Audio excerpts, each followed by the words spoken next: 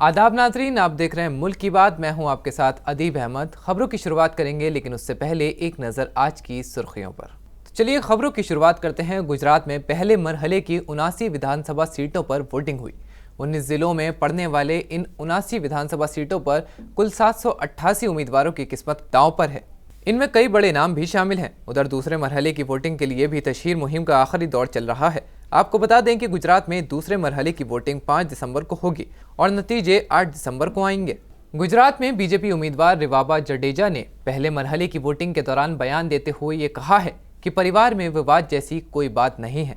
Bharatiya Janata party सबसे ज़्यादा सदस्य वाली सभ्य वाली पार्टी है और जैसे ही मैं भारतीय जनता पार्टी के रूप में मुझे एक प्रत्याशी के रूप में चुना गया भारतीय जनता पार्टी की तरफ से, तब से लेके अभी तक आज तक एक जो पूरा एक संगठन का जो माहौल रहता है कि छोटी सी चीज़ें माइन्यूट जो मैक्रो मैनेजमेंट होता है उस हिसाब से पूरा जो इलेक्शन का पोर्टफोलियो रेडी करके लोगों के बीच में जाना, ग्रुप मीटिंग करना, बूथ तक लोग अपनी तरफ से अवेयर होके मतदान मथक तक पहुंचे, ये सारी चीज़ें भारतीय जनता पार्टी के माध्यम से बहुत ही अच्छी तरह से मैनेज की जाती है। सेंट्रल नेतृत्व के माध्यम से जो उम्मीदवार के प्रत्याशी के रूप में चुना जाता है, पूरी पार्टी पूरे कार्यकर्ता भाई बहन उसका सहर्ष स्वीकार करते हैं और जो हमारे वरिष्ठ नेता है, भारतीय जनता पार्टी एक अनुभव के साथ और युवा पीढ़ियों को तैयार करने के माध्यम, ये दोनों एक जो पिलर्स हैं उनको रेडी करने में मानने वाली पार्टी है। तो एक तरफ है तो वो जो जितने भी वरिष्ठ नेता है उनका अनुभव और साथ ही साथ युवा पीढ़ी को आगे लेके चलना, ये भारतीय जनता पार्टी की एक अलग अपनी तौर की एक जो मेथड है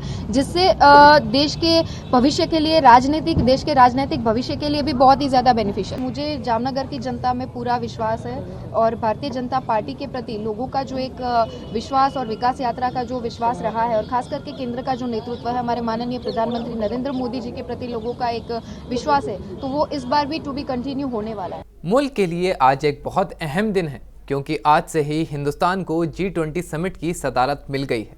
देश में अगले साल 9 और 10 दिसंबर को G20 समिट का इनेकाद किया जाएगा। इसके लिए तैयारियों की शुरुआत भी हो गई है। भारत ने इसके लिए 200 से ज़्यादा तकरीबात की योजना बनाई है। ये तकरीबात मुल्क के 50 से ज़्यादा शहरों में किए जाएंगे।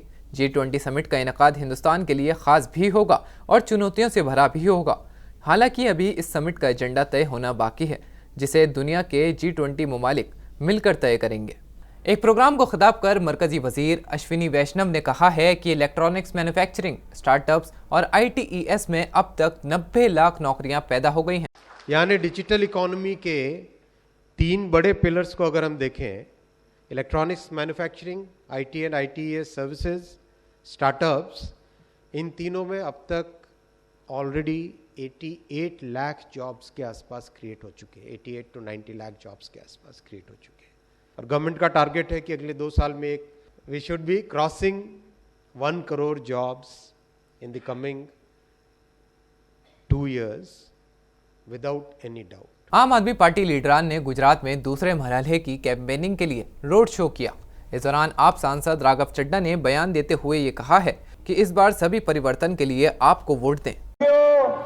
मैं बस एक ही चीज कहना चाहता हूं, गुजरात के युवाओं को कहना चाहता हूं, मैं भी युवा हूं, मेरी उम्र के जो गुजरात के युवा हैं, कोई 25 साल का, कोई 27 साल का, कोई 30 साल का, 35 साल का, आप सब ने जब से होश संभाला या जब से पैदा हुए एक ही पार्टी की सरकार देखी। 27 साल से गुजरात में एक ही पार्टी की सरकार है। अगर 27 साल एक ही रंग की शर्ट पहनो तो शर्ट से भी इंसान बोर हो जाता है, उस शर्ट से भी इंसान बोर हो जाता है। सारे जने इस बार परिवर्तन के लिए आम आदमी पार्टी को वोट देना और जैसे दिल्ली में, पंजाब में अरविंद केजरीवाल जी की सरकार है, वैसे गुजरात में भी प्रचंड बहुमत की केजरीवाल सरकार बनाना। झाड़ू का बटन दबाओ, अच्छी शिक्षा पाओ, झाड़ू का बटन दबाओ, मुफ्त बिजली पाओ, झाड़ू का बटन दबाओ, मुफ्त दवाई इलाज ऑपरेशन पाओ, झाड़ू का बटन दबाओ, सारी महिलाओं को 1000 रुपए का महीने का भत्ता दिलवाओ, झाड़ू का बटन दबाओ, सारे युवाओं को 3000 रुपए हर महीने की सौगात पाओ। सारे जने झाड़ू का बटन दबाकर परिवर्तन वाली सरकार बनाना। सबको परिवर्तन चाहिए। क्या चाहिए? क्या चाहिए? सुनाई नहीं दिया। क्या चाहिए? भारत माता की। वहीं सीएम केजरीवाल ने इस दौरान गुजरात के लिए अपनी गारंटियों को साझा किया। सारी गुजरात की जनता दो चीजों से परेशान है, महंगाई और बेरोजगारी। बहन जी ठीक कह रहा हूं, महंगाई हो रही है ना बहुत ज्यादा। सबसे ज्यादा औरतों को बर्दाश्त करना पड़ता है। आदमी हर महीने तनख्वाह अपनी औरत के हाथ में लाके रख देता है, 15 दिन में पैसे खत्म हो जाते हैं, फिर समझ नहीं आता घर का खर्चा कैसे चलाएं। तो सभी महिलाओं को, बहनों को, माताओं को मैं 3 गारंटी दे रहा हूं। आपके घर की बिजली मुफ्त कर दूंगा, आपको बिजली का बिल देने की जरूरत नहीं है। फायदा होगा नहीं होगा? 2-3 हजार रुपए महीना तो बच जाएंगे। हर महिला को हर महीने 1000 रुपए उसके अकाउंट में डलवाएंगे। तो आपके घर में मान लो 2 महिलाएं, बहू है, सास है, या 3 है, बहू है, सास है, बेटी है, तो 3000 रुपए मिलेंगे। 2000 हर महिला को अलग अलग 1000 रुपए मिलेंगे। फायदा होगा नहीं होगा? तीसरी बात, आपके बच्चे जिस स्कूल में पढ़ते हैं वो स्कूल वाले अनापशना फीस बढ़ा देते हैं, जब मर्जी फीस बढ़ा देते हैं। मैं गारंटी देके जा रहा हूं, 5 साल किसी स्कूल को फीस नहीं बढ़ाने दूंगा। दिल्ली में पिछले 7 साल से फीस नहीं बढ़ाने दी। इनकी गुंडागर्दी बंद कर दी प्राइवेट स्कूल वालों की, यहां भी कर देंगे। महिलाओं को फायदा होगा नहीं होगा?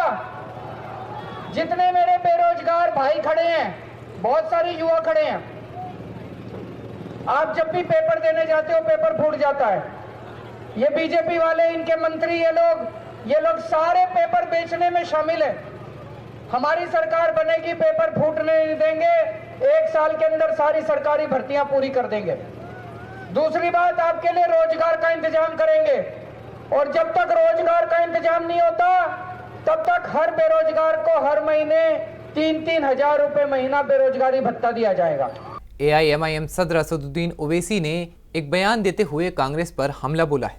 उन्होंने कहा है कि 2004 से 2014 तक मरकज में कांग्रेस की सरकार थी, लेकिन गुजरात में बीजेपी को हरा नहीं सके।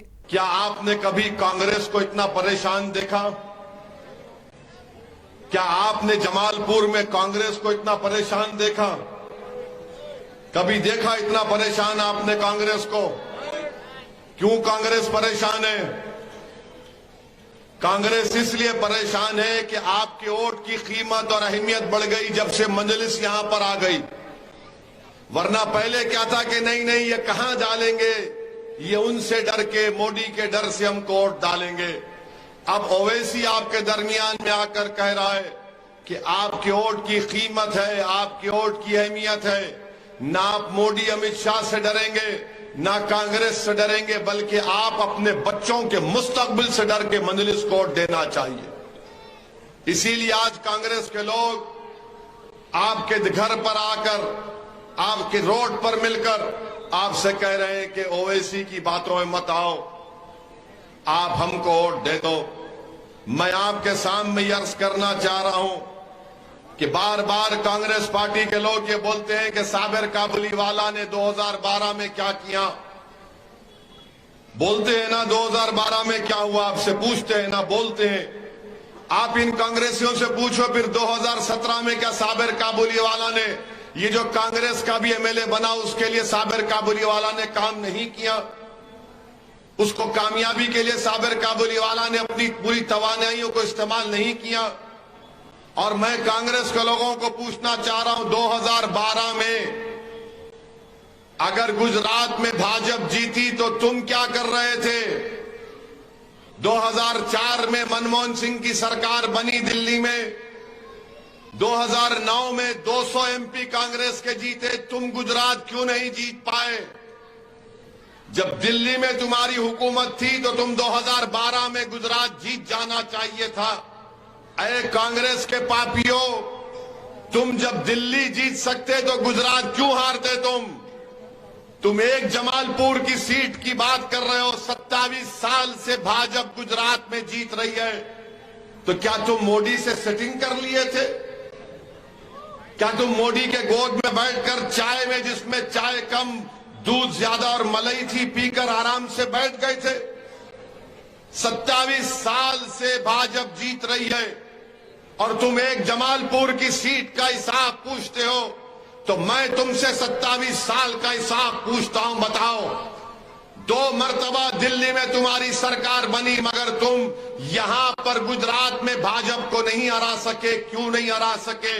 सच्चाई यह है कि तुमने मोदी से कह दिया कि तुम गुजरात जीतो, मगर हमारे कांग्रेस के गांधी परिवार को कुछ मत करो। तुम सौदा कर लिए अपनी पार्टी की लीडरशिप के नाम पर।